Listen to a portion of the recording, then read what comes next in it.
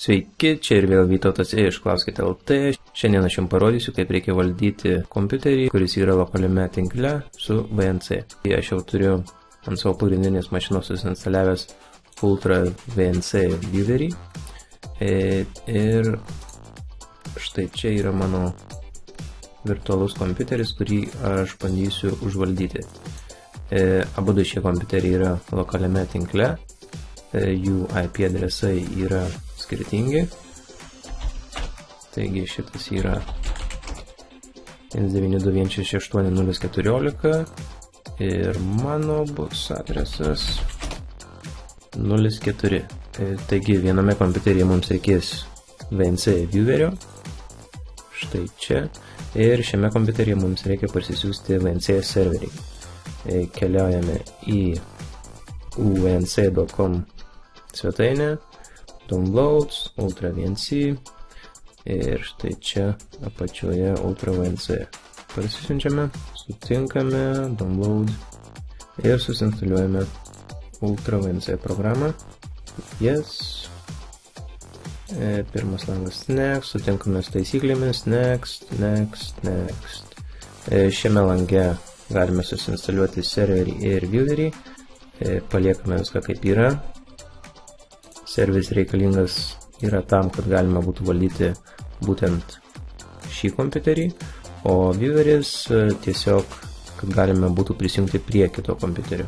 Next, Ultra VNC, Next, Install, Next ir Finish. Ir dabar mums šiame kompiuteryje reikia paleisti VNC. Taigi einame Start, Ultra VNC Viewer mums netinka, mums reikia serverio. Taigi Ultra VNC server. Ir matome, kad atsirado VNC ikona prie laikrodžio ir supelė užėjus ant jos matome IP adresą. Taigi dabar mums iš pagrindinio kompiuterio reikia atsidaryti Ultra VNC viewerį ir įrašyti kito kompiuterio IP adresą. Taip pat mums reikia susikonfigūruoti slaptažodį.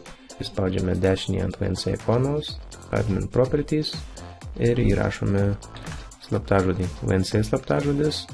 Jo nebus naudojama, jeigu tik tai norite žiūrėti, kas dedasi kitame kompiuteryje. VNC slaptažodis, jeigu norite jį taip pat ir valdyti. Spaudžiame OK.